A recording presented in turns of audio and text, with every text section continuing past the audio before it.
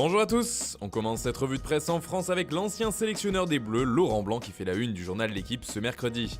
Il serait le candidat idéal pour reprendre le banc du Barça selon Eric Abidal, qui pousserait en coulisses pour faire venir le technicien français. Le journal explique ainsi que les Blaugrana veulent bien se débarrasser de Quique Sétienne et que l'ancien coach de Bordeaux et du PSG serait donc un candidat très sérieux.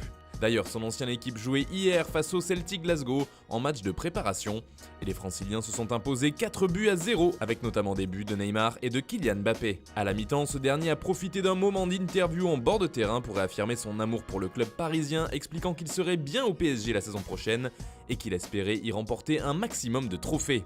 On reste en France, mais du côté de Marseille, cette fois, le club phocéen fait beaucoup parler ces derniers temps, notamment à cause du projet de rachat mené par Mohamed Ajroudi. Ce mardi, l'OM a décidé d'attaquer en justice celui-ci, ainsi que Mourad Boudjelal. Autre moment important, Marseille a officialisé une nouvelle recrue, il s'agit du jeune défenseur Leonardo Balerdi, prêté par le Borussia Dortmund avec une option d'achat qui s'élève à environ 15 millions d'euros. Ce mercredi, c'est André Villas-Boas qui fait la une, avec une interview accordée à la Provence. Le coach portugais a notamment affirmé qu'il devrait y avoir d'autres arrivées sur la canebière. On cherche encore à finaliser 3 options supplémentaires, a-t-il avoué. Un défenseur central, un attaquant et l'arrivée d'un latéral gauche dépend de l'évolution de Roca. Précisons que l'interview date d'avant la signature de Balerdi à l'OM. Et puis côté départ, AVB a avoué qu'aucun joueur olympien ne faisait pour l'instant l'objet d'une offre. On part maintenant en Italie avec l'AC Milan qui continue d'aligner les bons résultats. Hier, les Rossoneri se sont imposés 2-1 face à Sassuolo. Et le héros du match n'est autre que Zlatan Ibrahimovic, auteur d'un doublé.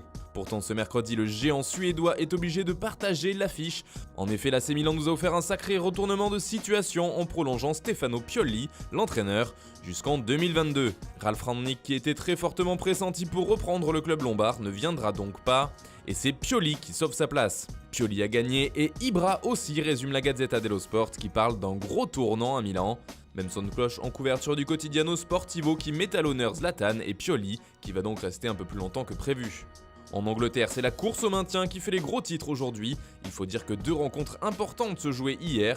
D'abord, Manchester City a écrasé Watford 4-0, alors que de son côté, Aston Villa a réussi à battre Arsenal sur le plus petit des scores. Un match et un résultat important pour les Villans qui se sortent provisoirement de la zone rouge. Et c'est justement Watford qui prend cette place de 18ème avec le même nombre de points qu'Aston Villa. La dernière journée de Premier League s'annonce donc très serrée. C'était sur le fil pour le Daily Express. Villa met Watford dans la zone rouge, résume de son côté The Guardian. Un drôle de scénario qui fait également la couverture du Daily Mirror. Et puis en Espagne, l'heure est au trophée de la saison et ce mercredi, les journaux remettent les prix du public. Sans surprise, les lecteurs de sport ont choisi à 81% un certain Lionel Messi comme meilleur joueur de la Liga. La Pulga a donc été élue très largement devant Karim Benzema, avoue le quotidien catalan, qui insiste sur la saison statistique exceptionnelle de l'Argentin, lui qui est à la fois meilleur buteur et meilleur passeur du championnat. Pourtant, le MVP est bien différent du côté du journal Marca, plutôt pro-madrilène. C'est en effet Karim Benzema qui a été choisi par les 1 360 000 votants. D'ailleurs, c'est globalement une vague de la Casablanca qui a pris d'assaut ces trophées, avec notamment Zidane comme meilleur coach, Courtois en tant que meilleur gardien, ou encore Ramos élu meilleur défenseur. On termine cette revue de presse sur une note légère avec les vacances des joueurs de Liga qui font les gros titres de la presse ibérique. Le jeune Vinicius fait par exemple la une du journal AS, qui rapporte que le jeune brésilien est parti se changer les idées à Ibiza en compagnie notamment d'Eder Militao. Pour Vinicius, c'est la plage et City, résume le quotidien. Les Barcelonais aussi ont eu droit à quelques jours de repos, à l'instar de Messi que l'on aperçoit en couverture de Mundo Deportivo. De l'air pour les champions, titre le canard catalan.